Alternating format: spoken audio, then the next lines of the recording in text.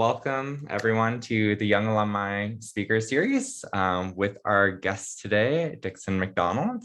So just to give you guys like a background on like what this series is and what it's meant to be, is there's a lot of definitions of success. And having graduated from Vandy, some versions of success are more highlighted than others. But really the purpose of the series is to redefine what success looks like and really help others, especially like young alumni in particular, discover that version of success through speakers that graduated and took paths less traveled, so to say. And then so on that note, I have the pleasure of welcoming today Dixon McDonald. So just to give you guys some background on Dixon here. So Dixon captained a 4-man team named Latitude 35 to compete in the Talisker Whisky Atlantic Challenge in 2020, a 3,000-mile unsupported rowing race across the Atlantic Ocean from the Canary Islands to Antigua for charity. Latitude 35 finished the race on January 17, 2021, in second place after 36 days, 10 hours, 5 minutes at sea, very precise, making Dixon the 55th American to ever row across the Atlantic Ocean. The team faced 30-foot plus waves, a Marlin Attack, storms, near capsizes with a broken oar, battery outages, significant weight loss, and extreme sleep deprivation, among other challenges. The team raised over $250,000 for 4 charities: Achilles International, the Brian Cross Memorial Trust, the Pelorus Foundation, and the Not Forgotten Association. Dixon is based in New York City and works at a healthcare technology company after 8 years in financial services industry in New York and London. He is an IRONMAN 70.3 World Championship and Boston Marathon qualifier, a running guide for visually impaired runners, and already thinking about his next ultra endurance pursuits. So it is my pleasure today to welcome Dixon. So I'm going to pass the ball to you. And if you could just tell us your story, Dixon. Sure, Andrew, thanks for the introduction and thanks to everyone for joining. I know depending on where you are, I'm based in New York, so it's 8 p.m. So appreciate everyone tuning in a little bit on the later side on a weekday. So I wanted just to quickly kick things off by sharing about a 60-second video that I think just introduces the race and sets the stage. And then from there, I'll dive in a little bit more and share more details. But I think bottom line, I want this to be as interactive as possible. And I'm sure many of you probably have kind of read the brief bio, and you heard Andrew just say it now, but I'm sure there are a lot of questions as well that I'd love to dive into as well for the 55 or so minutes that we have left. So with that, I'll quickly share this video and we'll go from there.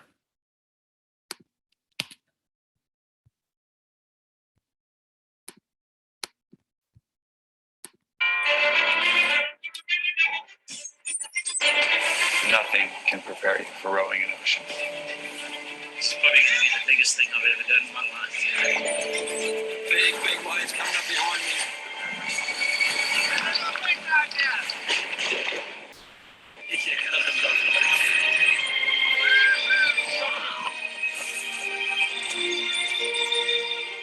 Take me out of this world. It was amazing. Get away. Oh, got it! Fun, it's exciting, scary.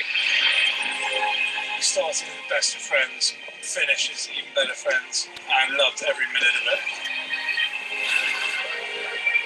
Yes, finally! Across the Atlantic! It's once in a lifetime. It's amazing.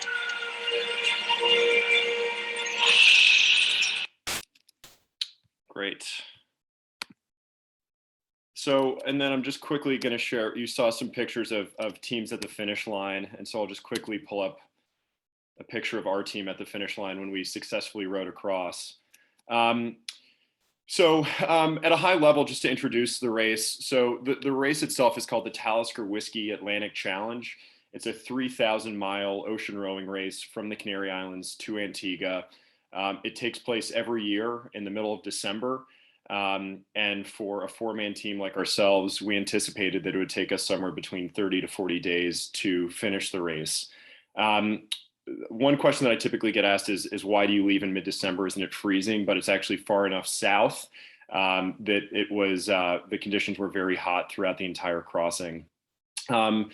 The distance is 3,000 miles. The reason we go east to west, Canaries to Antigua, is because it's the direction of the trade winds. So in an ideal world, you hope to have prevailing winds pushing you towards Antigua. The reality is, at least for our crossing, we had very little time where we actually did have prevailing winds. We had a lot of crosswinds, headwinds. We hit 2 major storms, which I can get to a little bit later. At one point, we were also attacked by Marlin, which as you can imagine, slowed our speed down a little bit. But ultimately, we successfully rode across in 36 days, just over, putting us in 2nd place in our division and 3rd place overall. And in terms of the boat itself, you can kind of see here in the background or what we're standing on, but it's a 28-foot specially made ocean rowing boat, and it has 3 rowing positions on deck, which are blocked by the "We Rode the Atlantic" sign. And then you have 2 very, very small cabins, one on the bow, you can just see the corner of the door, and one on the stern where you can see the cabin hatch that you're supposed to try to fit your body through. And we have all of our supplies on board that we need for the entirety of the crossing. So it is an unsupported venture, meaning we can't take any outside help. And if we did take any outside help, because it is a race, we would be disqualified. And if we finish the race, it would just be considered a supported crossing. So primarily we ate a variety of different dehydrated foods. I would say we had somewhere between probably 8 to 10 items on board that we just ate for 36 days. We took in about 5,000 calories a day. I think the average diet is around 2,000. And the reason we're eating about 2.5x what the normal diet is because we were burning around 10,000 calories a day. So we rode in shifts of 2 hours on, 2 hours off, 24 hours a day for the entirety of the crossing. So what that means is that we had 2 guys rowing, 2 guys resting, in shifts of 2 hours. So for the entirety of the crossing, I didn't sleep for more than about 1 hour and 45 minutes at once. So that really, I think, speaks to the sleep deprivation angle of this. And because of the amount of hours that we were rowing, somewhere between 12 to 14 hours a day, and burning 10,000 calories, we had to put on a fair amount of weight in anticipation of losing that weight. So as you can see in this picture, I'm on the far right with a pretty grimy looking beard, along with my teammates, and looking very thin. We all lost somewhere between 20 to 30 pounds, and our body fat dropped to right around 5%. Because you don't walk for 36 days, so the only type of movement you're really doing is from these little cabins up to the rowing position and then sitting down. So your calf muscles essentially atrophy as well. So when you step off the boat in Antigua, you're a little bit like a newborn baby deer and just kind of trying to find your footing. But essentially it takes a little while to do that. And then in terms of just kind of life on board, there's no running water. We have what's called a water maker that desalinates ocean water and provides fresh drinking water. That's powered by solar panels that you can just barely see on top of the stern cabin and on top of the bow cabin. And then the solar panel also powers our electronics. So you can see right above the stern cabin hatch, you have a compass, and then a couple different Garmin display panels, and we also had a GoPro setup, which we probably should have used a little bit more of, but we were focused on other things. But effectively, it's a very kind of simple design. You have a GPS and you plug your coordinates in. We have a satellite phone on board, so we could talk to our weather router daily or every other day, just to get an update on what kind of weather was heading for us and what we had to prepare for. And then in order to steer the boat, we had what's called an auto helm, which essentially we plug in the coordinates of the direction we want to go in, and the auto helm just steers us. So we just have to focus on rowing. The issue is that in large waves, and we experienced waves well over 30 feet while we were out there, the auto helm just isn't meant to handle the stress of turbulent seas. So in those circumstances, what we actually had to do was steer by hand. And so there were some hand lines that we could grab onto and just steer the boat by hand and kind of hope that we were kind of navigating in the general right direction. But I would say that while we were out there, the highs were certainly high. I think my favorite moments were getting to swim in the middle of the Atlantic. Every 5 to 7 or so days, we'd have to clean the bottom of the boat because there would be this kind of algae, seaweedy type muck that would accumulate, and it would slow the boat down. So we had a kind of a scrapier tool that we would use to scrape that off and reduce the drag and allow us to go a little bit faster. But being able to dive in the ocean, thousands of miles offshore in between continents in an area where I assume very few people have probably ever swum before, just suspended in this incredibly blue water was very dramatic and incredible. Also a little eerie seeing, given how clear the water was, and just looking deep down and just seeing absolutely nothing and not really knowing what else could be kind of circling or swimming around. And then we saw tons of fish, as you saw in the video. And here, I'll stop sharing this picture. But as you saw in the video, we encountered whales that were as close as about 10 yards away from our boat.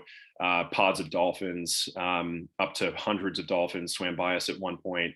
Bioluminescence that would light up at nighttime just with the stroke of an oar. Very dramatic meteor showers. And then conversely, we hit two massive storms, one on Christmas Eve and one on New Year's Eve, where we had, I want to say, somewhere between 15 to 20 foot waves, nearly capsized, and had some pretty, the first storm was actually hit us at night, or just as it was turning into night. So it was pitch black out. So essentially imagine just taping out a 28-foot boat, or 28-foot area by 3.5-foot area on your floor. And you can't leave that area with 3 other people for 36 days. And you're just getting battered by weather and rain. And during those storms, like I was saying, we had about 40 to 50 mile an hour winds, pouring rain, absolutely no visibility. It feels a lot like being on a very wet roller coaster with a blindfold on.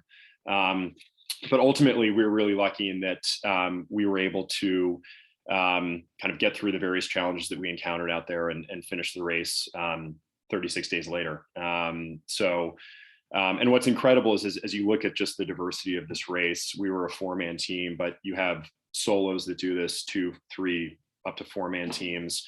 And it's definitely worth noting that the year that we did it, which was this past year, there was a woman who was 21 years old who became the youngest female rower to ever row across the Atlantic, and a 70-year-old man who was the youngest man to ever row across the Atlantic solo. So a pretty incredible range of athletes that show up to the start line of the Canary Islands of just all ages. So you're never too old and maybe never too young to go and roll the dice and take a shot at rowing across the ocean. So maybe I'll just quickly pause there, open it up to any questions. Please feel free to throw anything in the chat. Andrew, if there's anything that you'd want to ask, but again, I would love to and keep this interactive. So please feel free to jump in with any questions that I can help answer about this. Yeah, absolutely. So Dixon, I have a few queued up here that our viewers have submitted. So I'll go ahead and shoot those to you. But yeah, just to reiterate what you said, as I forgot it during my initial spiel. So for everyone in the audience, please do submit your questions through the Q&A. And then as we go through the presentation, the Q&A session, we'll go ahead and cover those. So please do feel free to submit those. But I almost want to, I don't even know where to begin, Dixon. Whoa, I'm just thinking of anything that I've done. I'm okay, I haven't done anything nearly as grueling, as rewarding, as amazing here. So I almost want to take a step back and really go to the very beginning here, because it's not like you could sail across, you could really row across the ocean, just oh, I'm gonna do this, So I kind of want to, I want to inquire really first of all, how did you really happen upon this, and what was that training process like for the race? And then on top of that, was there anything really that you learned at Vandy too that you took away and applied those concepts and kind of that building grit, building tenacity in that process to train? Yeah, so thanks. Great question. So I think in terms of how I got into this, I would say it was kind of by luck. It was the first time I ever did anything endurance related was when I was at Vanderbilt. I was not on a sports team, but there was a half marathon that was in Nashville, fall semester of my senior year. And I just randomly signed up for it, didn't train for it, but just went out and ran. despite the fact that I don't think I could walk for the 3 days after running 13 miles, it kind of, something in me clicked, and I just got really drawn to this endurance sports community. And then I actually had a fraternity brother of mine who competed in a triathlon, and that was right around the same time. And I got involved because essentially I competitively wanted to just beat him. But again, I didn't know what I was doing. I had a steel frame bike. I didn't know anything about nutrition. Again, didn't train, but just showed up to the start line ready to go with a bike and my running shoes and a swim cap and some goggles. And crossed the finish line and finished middle to back of the pack. But I knew that I was hooked. The feeling of crossing the finish line was extremely self-fulfilling. And I very quickly loved it. I then joined when I moved to New York after graduating from Vanderbilt, I joined an amateur triathlon team that trained at 5:45 in the morning before work 5 days a week. So I had a very structured program where I was doing a combination of biking, swimming, and running 5 days a week. And from there, you're kind of off to the races, as I'm sure many of you probably know or feel. You do one thing, and let's say it's, a turkey trot, and you cross the finish line and you're like, okay, what's next? What's next? What's next? And for me, I kind of kept pushing the boundaries a little bit and thinking, okay, I've done 13.1 miles. I never thought I could run 13.1 miles. What's the next thing I can do? And with triathlons, it just snowballed on itself. It was, okay, let me do this one, the shortest race that they offer, which is a sprint distance triathlon. Then did an Olympic, a half Ironman, a full Ironman, and then started racing those distances more competitively. And then when I worked in New York for about 5.5 years. I then moved to London for 2 years. It was when I was working in London that I didn't have time to train for all three disciplines of a triathlon. So I started looking at just single discipline type endurance events, more kind of adventure type races. So I was looking at ultra marathons. I had actually signed up for an ultra marathon in the Sahara Desert, which was a 155-mile staged race through the Sahara over the course of 6 days, where you carry your food and clothes and everything on your back. And unfortunately, I got injured training for it, but I figured instead of training for three disciplines, it's much easier just to strap on a pair of running shoes wherever you are and just go run X number of miles. But it was around that same time that I had a friend of mine who I worked with who mentioned the Talisker Whisky Atlantic Challenge to me, and I had never heard of it before. I thought it sounded completely insane and borderline stupid. And I went home that night and just went on YouTube and started searching for this race, and saw all these videos that Atlantic Campaigns, the race organizer, had produced, and just immediately was drawn to just the sense of adventure, the uniqueness of the race. And even though I didn't say to anyone that I was going to do the race right then and there, I knew in the back of my head that I just had to do this. And it essentially kicked off this 2.5 to 3 year long process of meeting former athletes that had done it, coaches that had trained teams, actually getting invited to spend a weekend on one of the boats, just seeing what life on board is like, and was lucky enough to put together a 4-man team. And in doing so, there were a variety of things that we had to do just to in order to be deemed kind of safe to go and enter the race. So we had to log a minimum of about 120 hours on the boat itself. The longest nonstop row we did was 48 hours in the North Sea, which if anyone's been in the North Sea, it's not the most pleasant place to be. Exactly. Very windy, very rainy. But again, it was actually great training, and I think really helped us mentally build up a lot of resilience. And then there were a variety of different certifications we needed to get, from short range radio to sea survival. So if in the event that we had to evacuate ship and spend multiple days on a life raft, how do we survive out there? How do we potentially catch fish or seabirds? What kind of routine do you put in place so essentially you don't kind of lose your mind out there?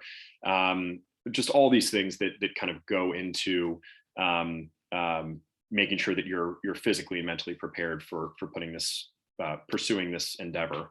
And so that's really how I got drawn to it. It was a long process, and really I think started with a half marathon in Nashville that then kind of ended with me rowing across the Atlantic with 3 other guys about want to say a decade or so later. Woof, like, wow. It's great to see, like, that's like exponential progress, right? Yeah. Um, I'm not sure my parents loved that progress of endurance running to ocean rowing, but anyway, they were I supportive. mean, I'm sure. Well, they're definitely proud, I'm sure, you know? Yeah. I think, so going on this element of like teamwork, so there are 4 of you as you guys crossed. And we have one of our attendees here that submitted a question really regarding the morale of the team, like throughout the process. So if you could speak a little bit to how the morale was like during the whole journey, and like, was there ever fights and disagreements, and how did you really navigate that? And how did it, I guess, how did you take that to the next level and really knew what made your team like a good team and cohesive during that time? Yeah, it's a great question. I think so. I would approach it in from 2 different standpoints. I think there's the race before the race, and then there's the race itself. And what I mean by that is, as you can imagine, when you go and try to put together something like rowing a boat across the Atlantic Ocean, there is so much work that has to be done before you even go and do it. I talked a little bit, a very little bit about just the training that we did, but we raised about $130,000 from corporate sponsors who very nicely supported us and provided gear, equipment, everything that we needed to go and do the crossing.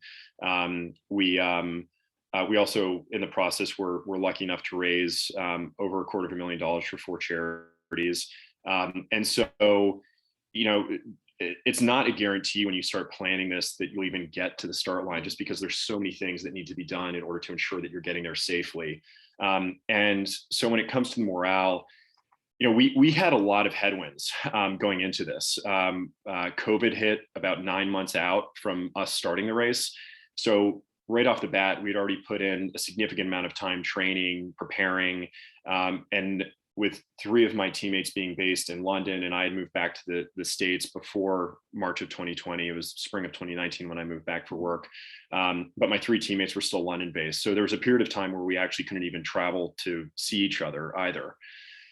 And for the whole time that we were training, they couldn't even get into the US. And then from a budget standpoint, we had some corporate sponsors that had said, we'll give you X number of dollars. And again, once COVID happened, understandably, marketing budgets were tightened. And so we just didn't end up getting some of the commitments that we thought we were going to get. So we were, you know, I would say that morale it was a big roller coaster. So I think the way before the race itself even started, the way that I think we kind of persevered from a morale standpoint was we really just put our heads down and just didn't allow ourselves to believe that the race would be canceled because of any sort of COVID restrictions or anything like that. So we really forged ahead. I think when we were all on lockdown, I remember we had a team call, and I basically said, and everyone was on board with this, but we viewed it as an opportunity. We thought that there would be teams that would drop out, and there would be teams that would use COVID as an excuse to not train. So we actually said, you know, let's actually use this as motivation to train harder, and let's not come up with any excuses. Let's find solutions. And it was a really bumpy ride and really tough, but we put our heads down, and we're lucky enough that we made it to the start line in mid-December. And then when we were out there, we didn't have any kind of physical fights, although I'm sure we probably wanted to at different points.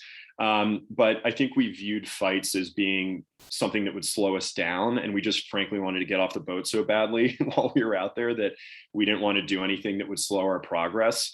But I would say that the biggest things, it's amazing when you're on a rowboat, like day-to-day life, when you're working, and if you have kids or in relationships, you know, there are so many different things that can kind of change your mood. And when you're out there, everything just becomes very simplistic. So like our morale could be swayed by me pulling out a dehydrated meal flavor that I really liked and thinking, okay, this is going to be a great day. Or I pulled out the mushroom risotto freeze-dried meal. That's disgusting. I'm going to have to eat it anyway, but you know, I'm not happy now.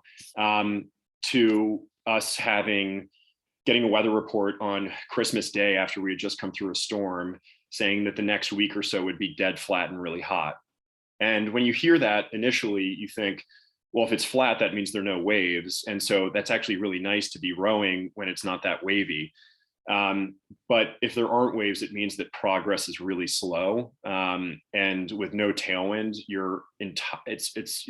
as a rower, you're just using every ounce of energy with no help. So you're constantly rowing. So it's essentially like if you were to ride a bike, downhill or ride a bike on flat road with a tailwind, you get a massive boost.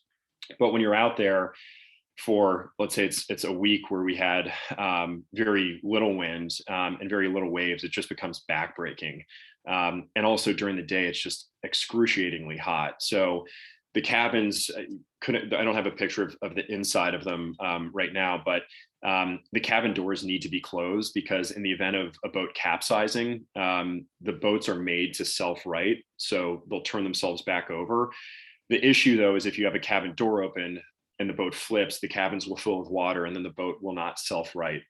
So that means that regardless of the conditions, you really need to keep the cabin doors closed. And as you can imagine, there's no air conditioning or anything like that in the cabin. So when it's somewhere between 90 to 100 plus degrees out on the water and you're sitting on deck, there's no sun protection. So we had bucket hats, we had long sleeve UV shirts, a ton of sunscreen on, but you're sitting there just baking. And then when you go into the cabin, there's no ventilation. And so you're sitting and it's actually hotter almost in the cabin than it is on deck. So you're getting in the cabin, you're trying to sleep for the 2 hours that you have off, trying to get a little food in, and you're actually sweating more in the cabin than you are outside of the cabin. So I would say that morale was really heavily influenced by the sea state, the heat, and then frankly, just what you were eating, consuming on a daily basis, whether or not you were able to call home on the satellite phone and actually get good reception and be able to hear your girlfriend, your parents, your siblings, whoever. That would definitely have a big impact because we would only call home every probably 4 or so days, maybe a little less frequently. And the connection could sometimes be really bad. And so that would be challenging too. So it really, again, I would equate from a morale standpoint, it just being a roller coaster. And I think the way that we got through it was, we had been told by other teams that kind of the two most important things while you're out there are empathy and vulnerability. Vulnerability meaning if something's hurting, if your hands are killing you and blistered, if you have a really bad bruise, if you have some sort of a cut, whatever the issue is that you might face out there, just being very front-footed about addressing it. And it doesn't even have to be a cut or something like that. It could be homesickness where you're just saying, look, I am on the verge of tears, every time I go in the cabin because I'm just so homesick or I'm seasick or whatever it is.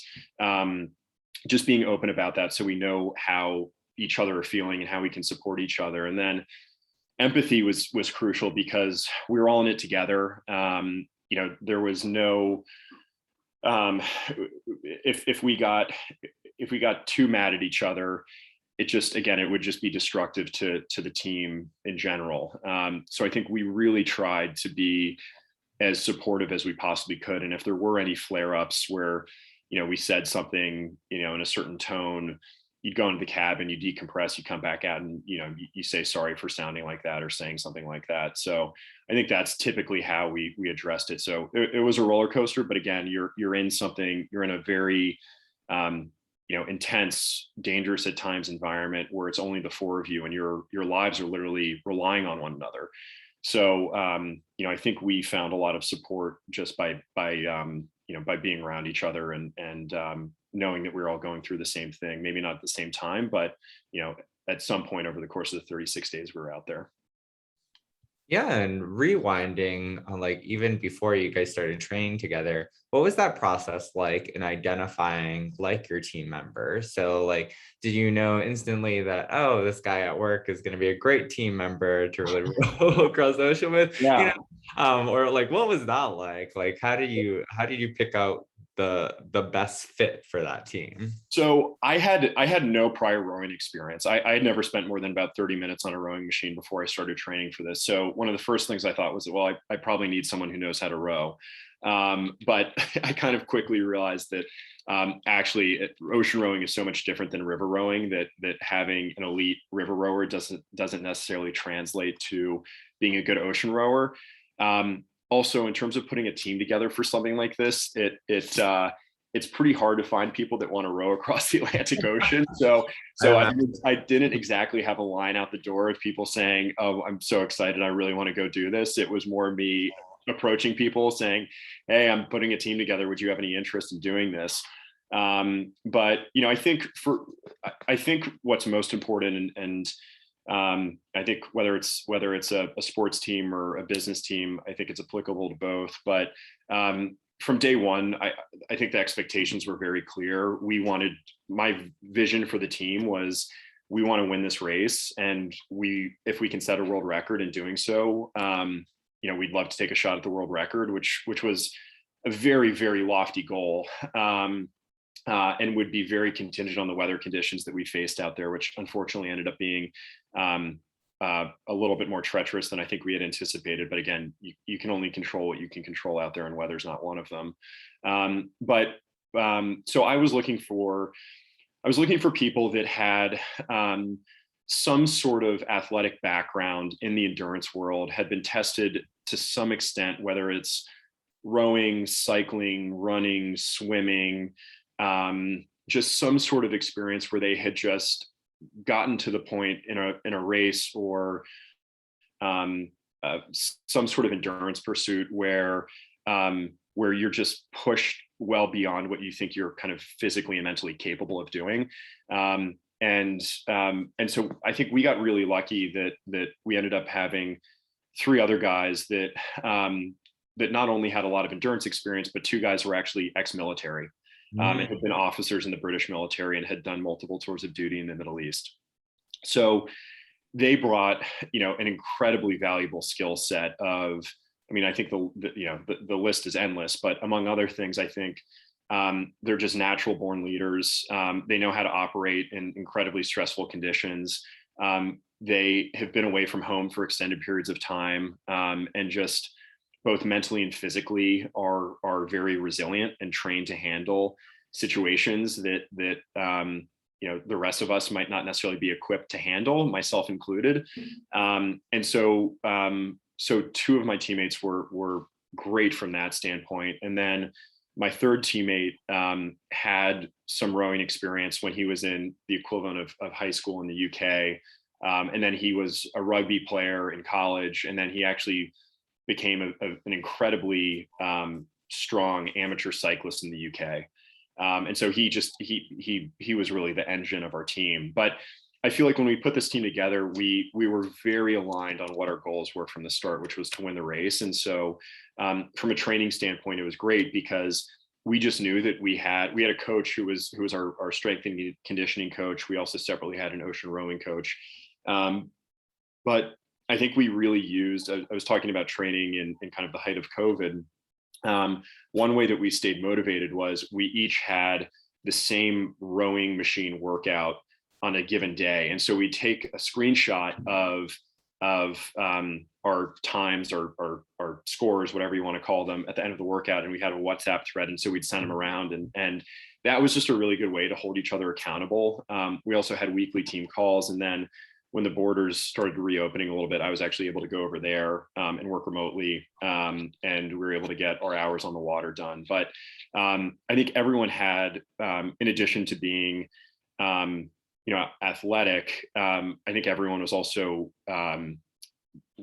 very, very intelligent and just brought a kind of skill base that was extremely valuable to our team. So I think we got really lucky. And then the question, Andrew, that I also get is, would I do this again? And the answer that I have is I would not do it for a second time, but I would do it again as a first experience. And the reason I say that is because I really feel like we accomplished everything that we could have accomplished out there. And we just had the best, in my opinion, obviously biased, but I can't imagine having done that with anyone else than the other 3 guys that I was on that boat with. So I feel like we just, we got really, I think we're really proud of what we accomplished. We did not finish in first because of the 2 storms that we hit and the Marlin Attack. There was a boat that went farther south that beat us. And they just frankly had much more favorable conditions than we did, which is unfortunate, but it's part of, it's kind of part of what happens out there. You just have to go along with the conditions. But anyway, we had a really close-knit group of guys, and I think everyone was just 110 committed to the goal at hand, and no one quit. And, despite maybe some minor disagreements that we had on board, we got across safely and in one piece, and, are still close friends. In fact, I actually had coffee with one of my teammates this morning who was in town from London. So just goes to show that we're still speaking and haven't disbanded off. Yeah. There we go. Well, it's lovely to hear that you guys are, well, I'd imagine after such an intimate experience crossing, the ocean, that you guys would get to know each other very well and stay very bonded. But I want to take this in 2 different directions here. So the first thing that I want to cover really is going to be the resilience and then success portion. I think that's things as people, we just struggle through in day-to-day life. And really in your experience is more amplified. So going first with the resilience piece of this. So you had a Marlin Attack, you had the 2 storms. I'm sure there were many times during that journey, you're I'm close to giving throwing in the towel. So I think not only just in that journey, I think a lot of times in life that happens as well. And so my question for you is what lessons did you take really in your experience doing these extreme kind of endurance sports here, that you've taken and applied in your own life? And what advice would you give really to us as to when things get tough, how to really navigate that?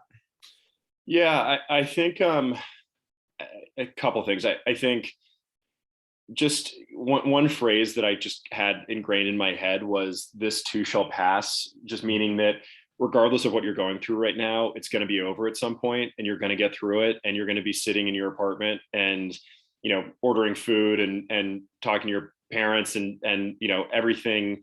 You're so quickly going to be not in the current situation you're in, that I really tried in the moments of kind of deep despair while we were out there.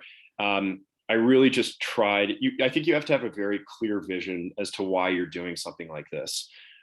Because when you're out on the water for 36 days, although again, you can be out there, there's soloists who are out there for up to 3 months. But I think when things go south, you just have to be confident in the reasons of why you're out there and why you're doing it, and kind of remind yourself of that. And remember too, that it will be over, and at some point you'll look back on it and you'll be nostalgic and kind of wish you're back out there, kind of taking in whatever experience it is that you remember and kind of think highly of. So I just tried to, even in the dark times, just tried to remind myself why I was there, and tell myself that in a matter of days or weeks, it would soon be over, and I wouldn't be in that situation anymore. And then I also, I had read, well, actually, I listened to an audiobook by a guy named David Goggins, who some of you may or may not have heard of, but he's a former Navy SEAL, an Army Ranger, and he's an ultra endurance runner, and he has this kind of big following on social media. But he wrote a book called Can't Hurt Me. And he talks, a lot of the book is just about mental resilience. And a couple of the points he talks about, one is, when you think you're at your breaking point, you're only 40% of the way there, which really resonated with me. And then his attitude too of the finish line isn't when you're tired, it's when you're finished, resonated with me as well. And so I tried to hold those things in my mind, just as my body was, kind of falling apart, or as I was tired, or if I didn't want to get on the oars and row another shift because my hands were killing me, or, whatever the scenario was. I just tried to really convince myself of the fact that like I was only 40% of the way, to my breaking point. And so I had an extra 60% to go, and just use that as motivation to know that I was not done. I think as a team, the benefit of being a 4-man team is that we also just can be there, as I was saying earlier, to really just use positive reinforcement to try to, motivate each other and kind of push through again, whatever it is that we were dealing with. And then I think too, in training, our training was tough. Not only the rowing not only the training that we did on the rowing machine and strength work in the gym, but the rows that we did, the 120 plus hours that we logged on one of the boats for the 48-hour row we did in the North Sea, for a 24-hour row we did, for a 5-day training camp. It was just, we were in uncomfortable conditions. And whether it was us being sleep deprived, whether it was the weather, whether it was cold water, we got comfortable. And this might sound a little cheesy and cliche, but I think we tried to get comfortable being uncomfortable. And so I think in the training that we did, because it was so challenging, I think that actually really helped us for the race itself, because we had built up these mental reserves and we knew that we were able to get through that in training. And so we just trusted the experience we have for the race itself to know that, okay, if we had been through that, we feel like we can adapt and kind of get through whatever else would be thrown at us while we were out there. Woof.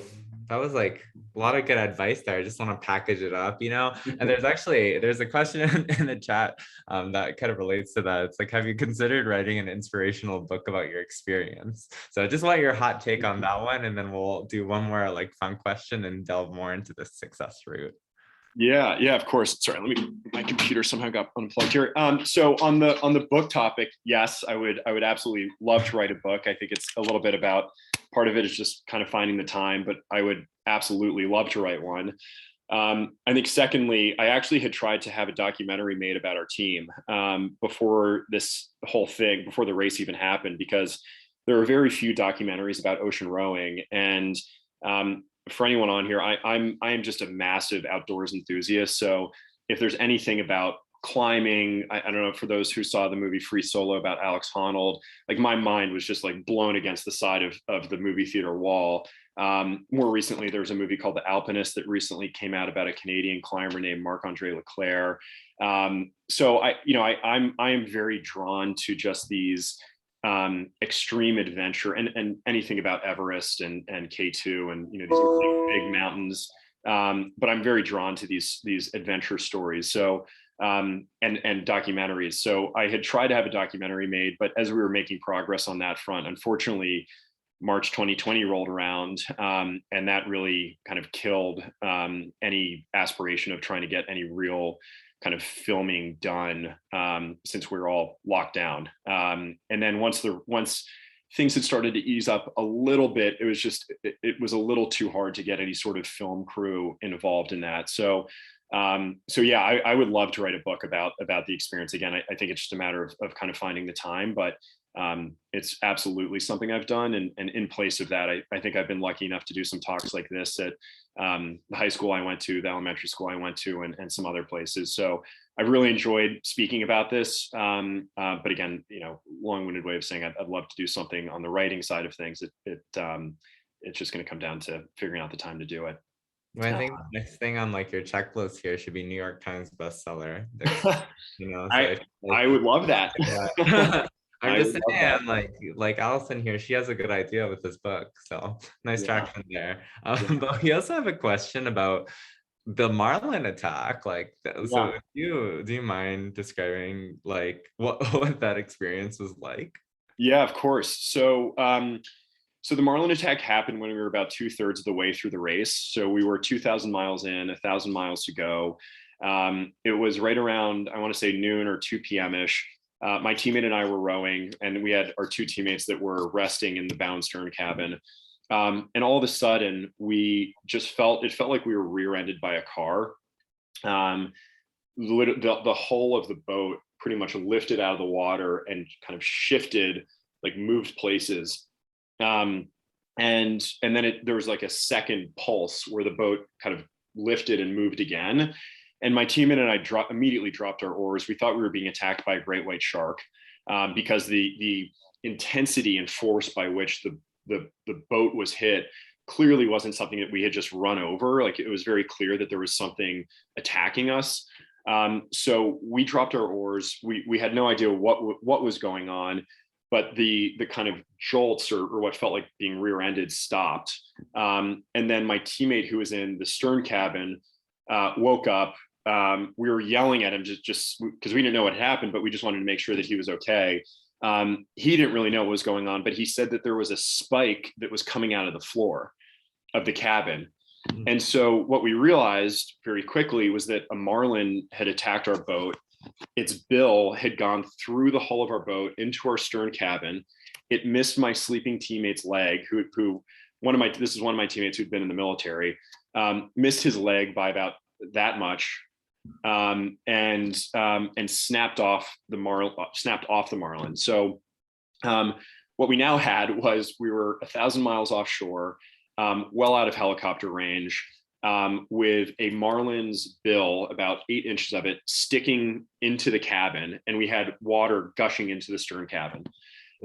So we pretty much thought our race was over at that point. We thought we were going to have to evacuate because of how much water was coming into the stern cabin.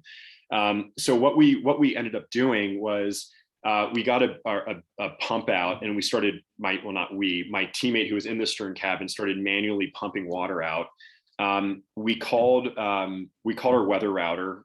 We also called the head safety officer of the race on our satellite phone, and asked what to do. As this was going on, we also got our grab bag out, which has all of our life-saving gear in it in the event that we actually had to deploy the life raft and get off the boat.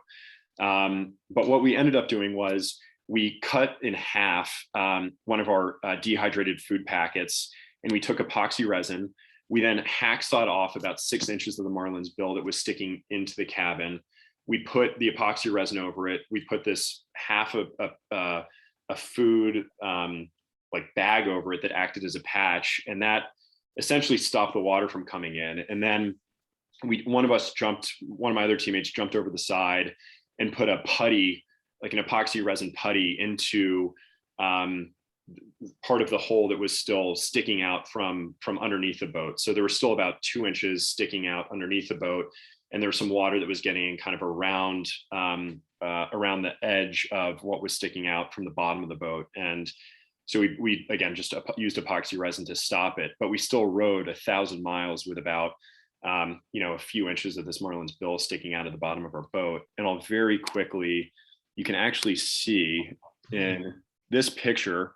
So my teammate on the far left of the picture, you'll see right there. Oh my gosh. In his right hand, that is the marlin's bill that he is grasping in his hand. Wow. That's a hefty bill. Yeah, it is definitely a hefty bill. So they think, based on the size of the bill, we've heard that the marlin was most likely somewhere between 10 to 12 feet long, weighing hundreds of pounds, and those fish, I think, can swim up to 50 or so miles an hour. So, I mean, it truly is like getting rear-ended by a small car. But thankfully, again, with this race, you realize just how thin the margin of error is out there. But we got so lucky because we were able to, we didn't have to evacuate the boat. My teammate, most importantly, was completely fine, no injury of any kind. And it ended up only slowing us down for about 6 or 7 hours. But what was, I guess you could say, funny was that we called home on the satellite phone because we figured a Marlin attack is just so crazy that we thought that it would get some sort of media coverage as soon as people started hearing about it, which it did. And we wanted to make sure that our families knew that we were safe. So I remember calling my mom and girlfriend on the phone and saying, basically, don't freak out, but we've been attacked by a marlin, and we're all okay. And I grew up in New York City in an apartment building, so I'm sure that probably the last thing my mom ever thought she would hear out of my mouth is that I'm 1,000 miles off the coast of Antigua in a rowboat and we've been attacked by a marlin. But she was amazing. I don't. She might have been more shell shocked than anything, but again, was amazing and supportive, and we were able to pull through and start rowing about 6 to 7 hours after that experience. So we got very lucky. I was about to say, if someone called me with that news, I'd be like, I think the sun's getting to you. I was like, there's something in the water, the dehydration, the sleep deprivation, something's good, you know? Yeah. But yeah, like one of the things I wanted to circle back to here is like, so you mentioned the portion that really, like the part that really kept you going through this, like when you get attacked by a marlin, and during these really times and trials and tribulations, right? Was having like that goal. And I think with that goal also, like relatedly, is like success as well. Did you have any really going into the race, like what you think success would be, whether that be like completing it, whether breaking that world record, and with that, I think, did your view of success really change throughout the journey? Yeah. So, success is relative, right? Like you can't measure your, I mean, we all do, but you shouldn't measure your success against someone else's success, right? Because that mentality, I think, is destructive, and it doesn't really lead anywhere good. And so you really just have to measure yourself against yourself. So, going back to senior year at Vanderbilt, if you had told me that in 10 or 11 years I'd be rowing across the Atlantic, I would have said you're completely insane. Success for me at that point from an endurance standpoint was just getting my body across the finish line of a 13.1 mile running race. And, my success from an endurance standpoint has dramatically evolved since then, but it's been a step-by-step process. So, I think going into this race, our view of success, like if we're being very upfront about it, our view of success was whether or not we won the race. I think in doing so, as the experience went on, and as we dealt with all the various things that we dealt with before the race and then during the race itself, I think we took a little bit of a step back and just really tried to appreciate the experience for what it is, more than just saying that we won the race or not. And also, I think that when measuring success too, I think, yes, you can measure success by what place you finished in or what money you're making, whatever. But I think a great measure of success is just the self-satisfaction that you get from doing something. And so as I look back at this pursuit, for us to finish third place overall, second in our division, I'm so incredibly proud of what we accomplished, because I know for a fact that all four of us gave everything and more that we had out there. And there was just nothing left by the time we crossed the finish line. And we were there for each other. We supported each other. We had this incredible experience, something that is kind of bonding us together for the rest of our lives. So for me, success is not just the place that we finished in. There's so much more to that definition. I think it's more, among other things, I think it's just the feeling that I have walking away from it of just feeling like we really accomplished everything that I think we set out to accomplish in hindsight, and just being really happy with what the work that we did, and what we got out of it.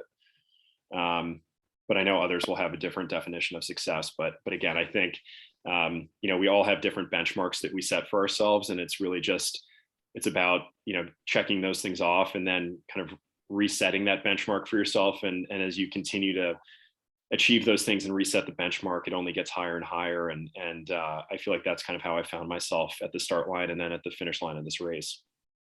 Yeah, and I think I think we have time probably for one more question here. So I'll give you it might be a very easy, or it might be very hard question to answer. But talking about benchmarks and thinking about like, when I think of like, well, what's next? What's next for you, Dixon? Like, what's the next endurance thing on your plate? What's next, like milestone benchmark? Like, what are you thinking? Yeah, it's a great question. It's one I've thought a lot about. I definitely have, I would say, a list of different things that I would love to go and chase at some point. There's obviously, I have a full-time job, and it's pretty challenging to take time off to go climb big mountains and row across the ocean, and they can be pretty expensive. So, I kind of realize how lucky we are just to be able to kind of do this rowing race in the first place. But for the next pursuit, I'm continuing. Once I got back and had rehabbed my body, which took about 3 months, maybe even 4 months, just for my hands to even feel normal. I couldn't even open a jar for 3 or 4 months when I got back from the race.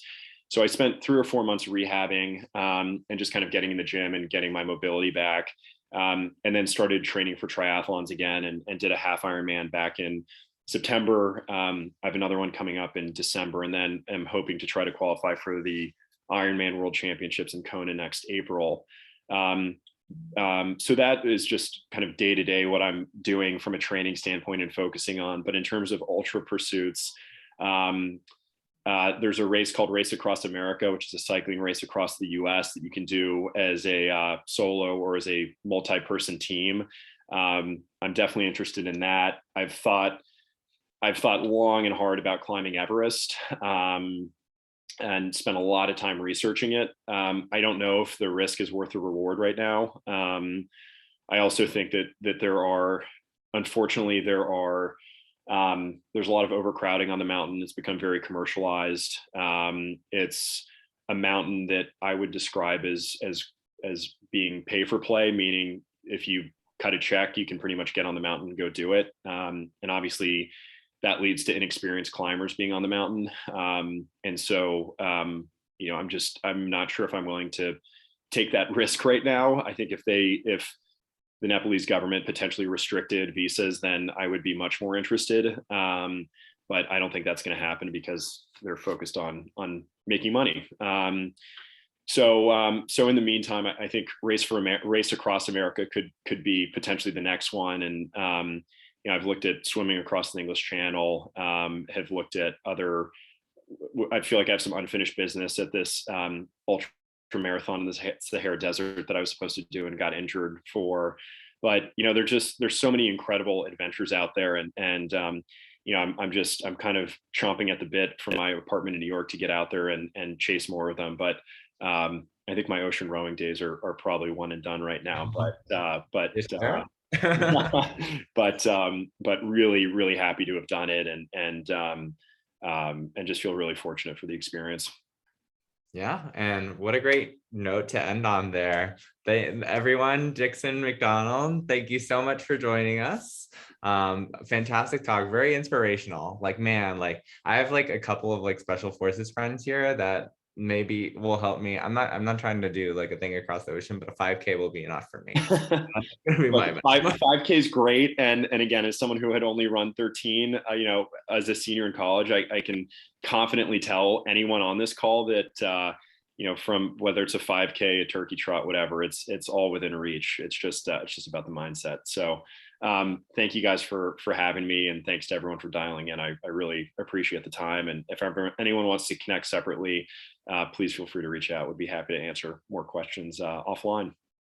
Yeah, and just a reminder for the audience, everyone, if you could just fill out the survey and be on the lookout for another email inbox for our next speaker in our series. But thank you so much, Dixon. Great. And I took some inspiration, so thanks for moderating. Downstairs to get some coffee now. Thanks, everyone. Later.